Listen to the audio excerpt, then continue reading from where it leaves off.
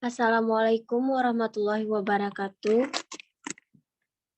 Segala puji bagi Allah yang telah memberikan nikmat dan kesempatan kali ini. Sebelumnya kami ucapkan banyak terima kasih kepada teman-teman atau kakak-kakak serta abang yang ikut serta gabung bersama kami.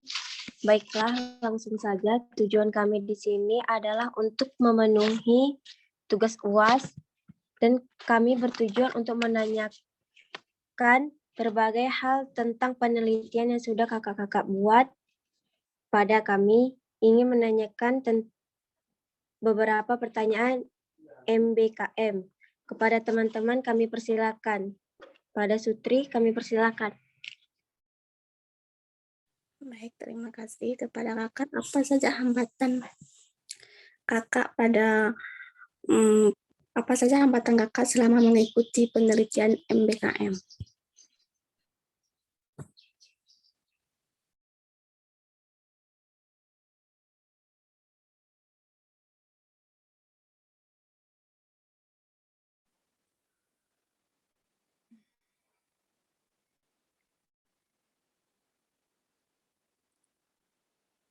Assalamualaikum warahmatullahi wabarakatuh. Baik, di sini saya akan menjawab pertanyaan adik. Apa saja hambatan yang kami alami selama MBKM di sana ya? Hambatan yang kami alami di sana nggak terlalu banyak sih. Cuma pas kami meneliti itu kan ada 3 desa tuh. Ada desa Semali, Bukit Pala, dan satu lagi apa ya? Alubate. Alubate. Nah, di sana jalur yang maksudnya kita datangi itu terutama di Alubate dengan Semali itu posisi itu kemarin hujan. Jadi ada kendalanya di perjalanan. Jadi akses perjalanan di sana juga masih belum terlalu memadai ya. Belum 100% aspal. Nah, kalau kendala-kendala yang lainnya sih mungkin kendala sedikit di data-data yang kami butuhkan. Saya langsung terjun ke lapangan, masih banyak terdapat sedikit kekurangan data-data, mungkin karena masyarakat di sana juga kan memiliki kesibukan masing-masing. Jadi itu aja sih kendala yang kami alami selama MBKM di Aceh Timur. Terima kasih. Baik, Kak. Terima kasih. Selanjutnya Desi Marida.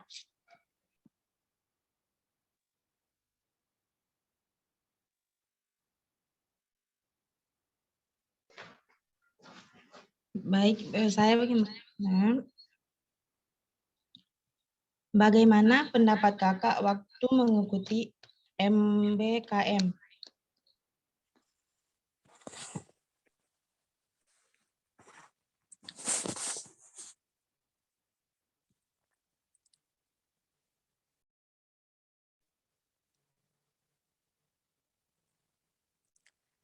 Oke, kakak akan menjawab pertanyaan dari adik. Pendapat kakak mengikuti MBKM ini senang karena banyak pelajaran yang tidak bisa didapat di dalam kampus. Akhirnya bisa dapat di luar kampus dan program ini cukup bermanfaat sih untuk kita juga ke depannya.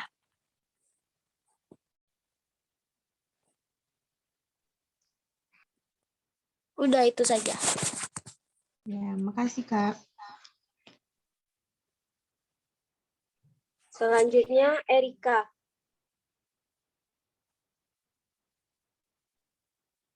Terima kasih kepada moderator. Di sini saya ingin bertanya kepada kakak-kakak.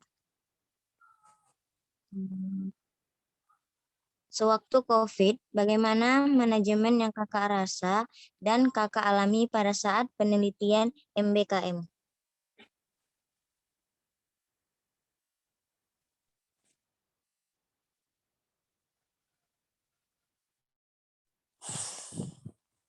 Baik, kakak akan jawab. Sewaktu kami penelitian pada saat COVID, ada kesulitan yang kami rasain sih.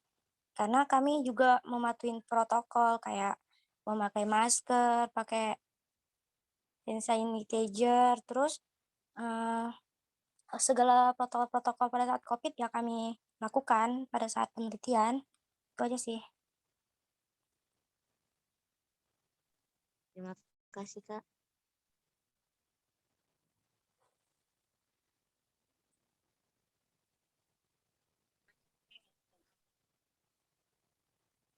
Selanjutnya saya persilakan Anca.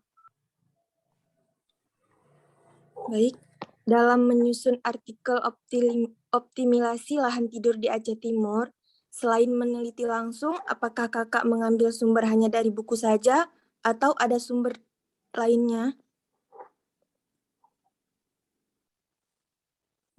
Dari jurnal sih kami.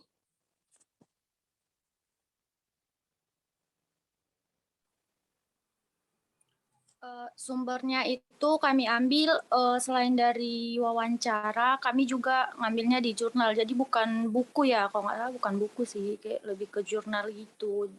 Dan kami juga nggak difokuskan untuk fokus ke jurnal itu, karena kan ini kan tujuannya penelitian langsung. Jadi lebih banyak Dari kami sistem sendiri. wawancara, kayak bagi-bagiin kuesioner gitu sama masyarakat. Nah, jadi dari hasil wawancara itulah nanti kami rangkum jadi sebuah artikel gitu. Jadi tadi pertanyaannya apa? Apakah kakak mengambil sumber hanya dari buku atau jurnal atau ada sumber lainnya selain dari itu? Selain dari situ juga sumbernya kami ambil kayak datangin masing-masing ketua geciknya ya atau kepala desa yang ada di masing-masing desa yang kami teliti itu.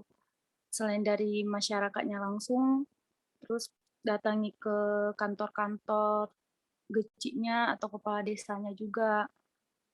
Sumbernya sih cuma itu aja. Baik Kak, terima kasih. Selanjutnya saya persilakan Indrisa Fitri. Terima kasih moderator. Apa saran kakak setelah menyusun artikel tentang optimalisasi lahan tidur di Aceh Timur?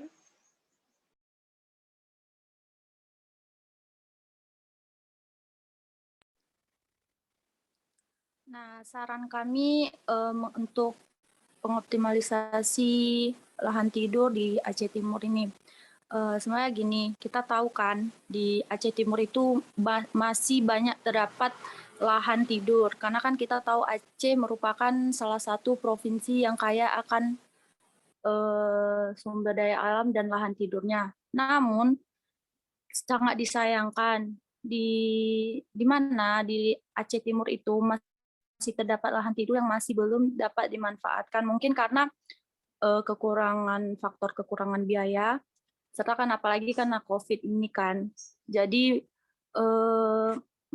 keuangan masyarakat itu masih belum ini loh, karena belum terpenuhi. Jadi sehingga masyarakat lebih memilih dengan bekerja sebagai tambak, apa tuh namanya tuh, bersawah, udah gitu kayak lebih ke minyak ataupun berdagang. Jadi lahan tidur di sana itu banyak, cuma nggak terlalu dimanfaatkan.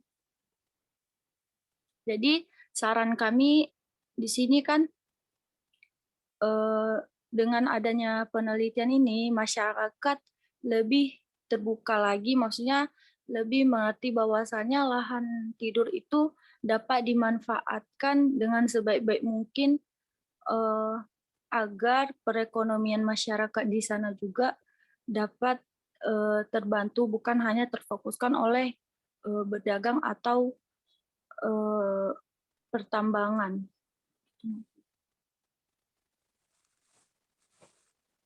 Mungkin ada tambahan juga dari teman-teman.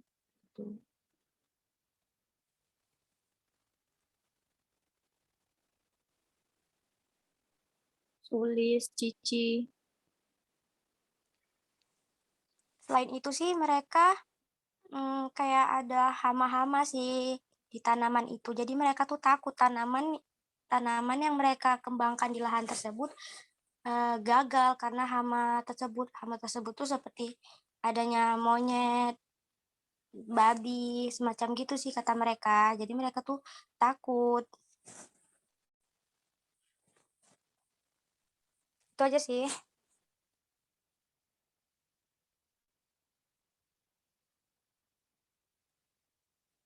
Selanjutnya saya sendiri akan menanyakan apa saja yang dapat mendukung optimalisasi lahan tidur yang ada di Aceh Timur dan bagaimana cara kita untuk memanfaatkan lahan tidur tersebut.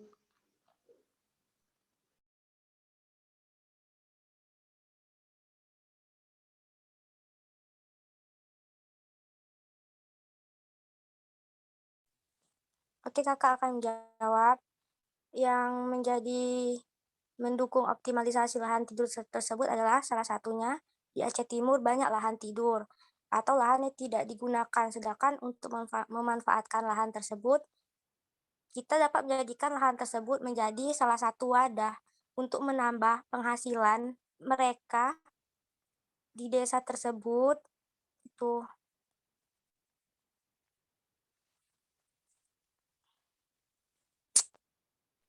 Selanjutnya saya persilakan Miss Naya. Baik, terima kasih. Di sini saya ingin menanyakan bagaimana pandangan kakak-kakak terhadap bentuk kegiatan pembelajaran MBKM dalam mendukung profesi kakak ke depannya. Terima kasih.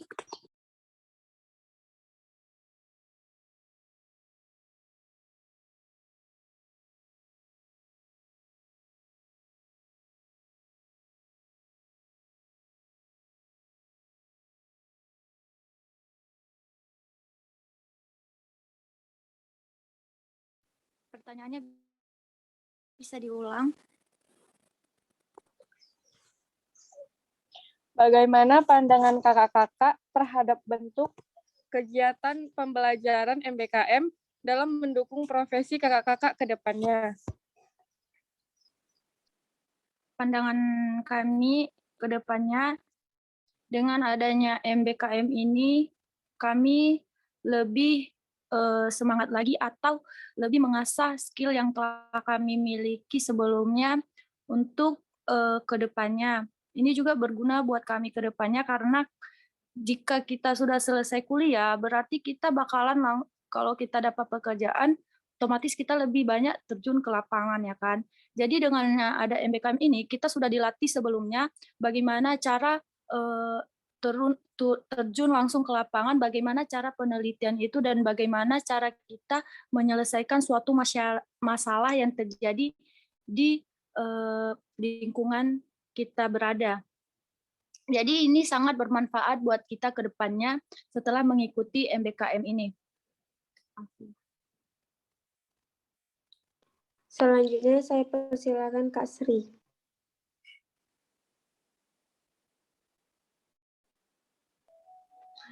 Baiklah, apakah dalam adanya MBKM kemarin kalian ada disuruh membuat video? Kalau ada, bagaimana proses pembuatan video tersebut? Apakah ada kendala atau sesuatu yang menghambat jalannya suatu kegiatan tersebut? Terima kasih. Nah, kalau kami kemarin itu kan khusus kan MBKM ini ada 4 kelompok kemarin. Nah, khusus Aceh Timur ini tidak diwajibkan untuk membuat video, tapi kami disuruh membuat infografis, di mana infografis ini semua hasil penelitian kami dirangkup jadi satu gitu. Jadi nggak ada buat video mulai infografis. Jadi semua data-data yang telah kami dapat di masing-masing desa tersebut kami rangkup, kami jadikan menjadi satu. Gitu. Jadi kalau misalnya hambatan-hambatan ya pasti banyak ya hambatannya. Mungkin dalam pembuatan infografisnya juga ada hambatannya, dalam pengumpulan datanya juga masih banyak kekurangan-kekurangan ataupun hambatan. Karena kan namanya kita meneliti nih, jadi pasti butuh perjuangan juga kalau misalnya kita itu ingin mendapatkan hasilnya. Jadi hambatannya itu ada dan kami tidak membuat video melainkan infografis.